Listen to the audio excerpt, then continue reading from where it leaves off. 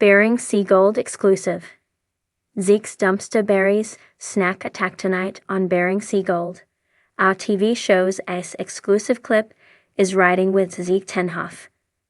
Though we cannot confirm or deny it, he appears to be enjoying a 420 moment of having some extreme munchies while exploring Cape Rodney on his sailboat dredge. His solution? Dumpster berries. Aboard with his crew, he proposes a snack, and the berries he is eating were likely fished right out of a garbage dumpster, probably at some grocery store. Zeke is known as the fleet's mad scientist, and it is his unique dredge, a sailboat dredge called the Black Swan, that is turning heads in Nome. Discovery notes that this design is more seaworthy than most dredges, enabling him access to deeper and more remote claims. Zeke Tenhoff rejoining the cast out on the water with the price of gold, headed for the stratosphere. A native Alaskan by birth, Zeke Tenhoff has a history with the show's star, Emily Riedel. Zeke has had the classic off-the-grid upbringing, homeschooled, adept at handling the mercurial Alaskan climate, and now an independent gold miner. As for his deckmates, this season, Zeke's rock star crew includes his brother and rock and roll frontman Sam Tenhoff, as well as his bassist Raven.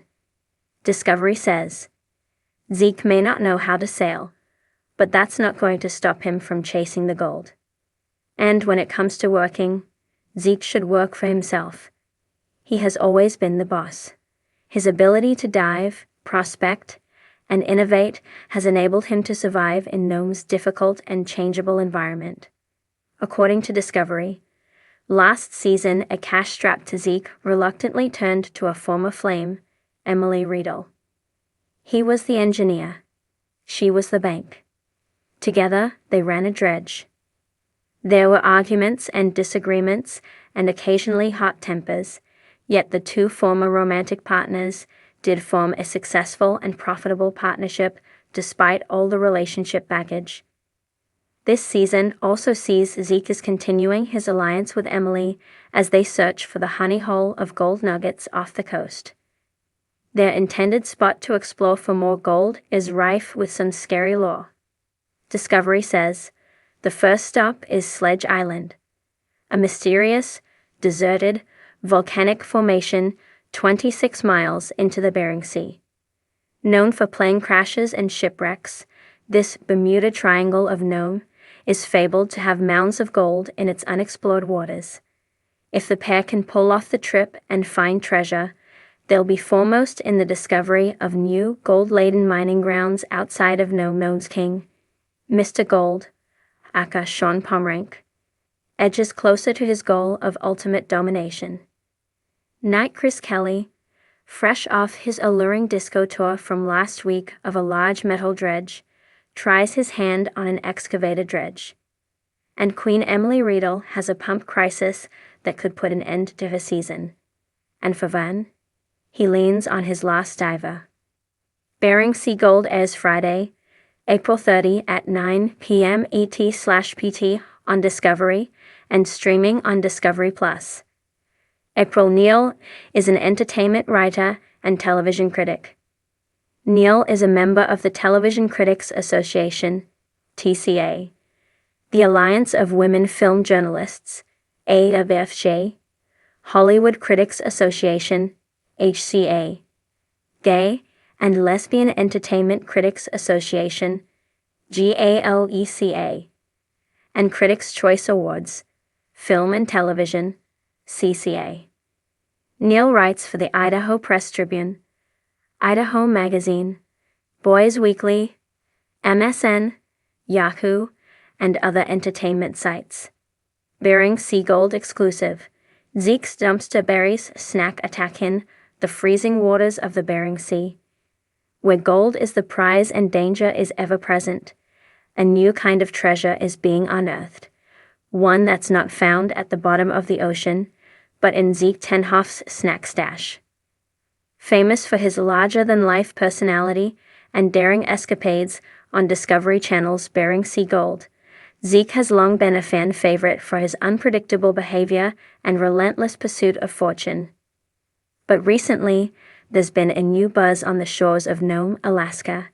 Zeke's unconventional approach to surviving the harsh Alaskan winter and a snack attack of truly legendary proportions. Known for his ability to turn any situation into an adventure, Zeke has now found himself in the middle of what some might call a gold rush of the stomach. On the show, he's consistently seen braving icy waters to find treasure, but behind the scenes, Zeke is just as devoted to finding treasure in the unlikeliest of places, like his very own kitchen. The rumors started circulating when a few crew members from Bering Seagold captured a candid moment on set. Zeke, in between running his dredge, was spotted at his makeshift kitchen, a small corner of his cramped, often chaotic camp in Nome, rifling through bags and bins filled with food, pausing only to taste test a concoction of dried berries, granola, and something he called dumpster mush. It was a blend of mystery snacks salvaged from the local market's discard pile. It was a moment of inspiration, or so he claims. As always, surviving the harsh realities of life in Alaska. While his crew members labor away in the cold, looking for precious gold, Zeke has developed what could very well become the new snack sensation: dumpster berries. It's a snack made from discarded fruit, leftover granola, and whatever else can be found in the dark corners of Nome's food supply stores. The exact recipe? Well, that's a closely guarded secret for now. But the name alone has already sparked curiosity and a little concern among fans. The concept of dumpster berries is not just about saving money or reducing waste, though that's certainly a bonus. For Zeke, it's about innovation born out of necessity and a touch of irreverence.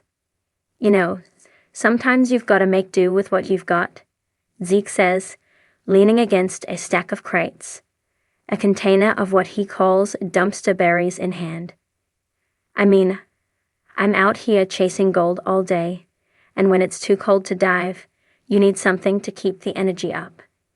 Dumpster berries are like my little gold nuggets. Only these are edible, and they don't cost me a fortune. The birth of Dumpster Berry Sit all started one unusually cold evening in Nome, when the temperature plummeted to -20 degrees Fahrenheit, and Zeke found himself feeling more than a little peckish after a long day on the dredge. With most of the town shut down for the night, the food supply options were slim, and Zeke was growing frustrated by his inability to find something both satisfying and quick. As always, he wasn't about to give up without a fight. He knew there had to be something lying around. It was then that Zeke made an unusual discovery. While exploring the back of a local grocery store, he noticed a large pile of discarded food items, bags of dried fruit, half-full cereal boxes, and even some leftover granola that had expired but still looked perfectly good. He grabbed what he could, bringing it all back to his camp. The rest, as they say, is history.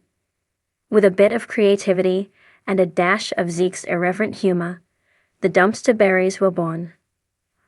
Just threw it all together and figured, why not? If it's good enough for the dumpster, it's good enough for my belly, Zeke recalls.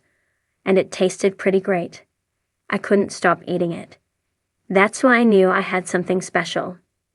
The snack mix quickly became a hit among his crew, and even Zeke's most skeptical colleagues began to appreciate its unique charm. They marveled at how something so simple could pack such a punch of flavor, and how it gave them the energy they needed to keep working in the brutal conditions of the Bering Sea. But the popularity of dumpster berries didn't stop at Zeke's crew. Word spread quickly through Nome, with locals eager to try the revolutionary snack. Some found it odd, others found it delicious, but everyone agreed that it was something out of the ordinary. Local businesses caught wind of Zeke's new creation and began offering to sponsor his snacks. Before long, Zeke had developed his own brand, Zeke's Dumpster Berries, the snack of legends. A new frontier for snacks. The beauty of dumpster berries lies not only in their taste, but in their ingenuity. Zeke has found a way to turn what would otherwise be food waste into a snack that's both hearty and sustainable. Each bite represents Zeke's ability to thrive in an environment where others might falter, using whatever resources are available to him. And it's not just about reusing discarded food. It's about crafting something new and unexpected, something that challenges preconceived notions about what food should be. I've always thought that gold isn't the only thing worth chasing out here, Zeke says with a grin. Sometimes, you gotta find your treasure in places you wouldn't expect. I mean, dumpster berries might not be gold, but they're definitely worth something, especially when you're stuck in the middle of nowhere and need a snack to get you through the day.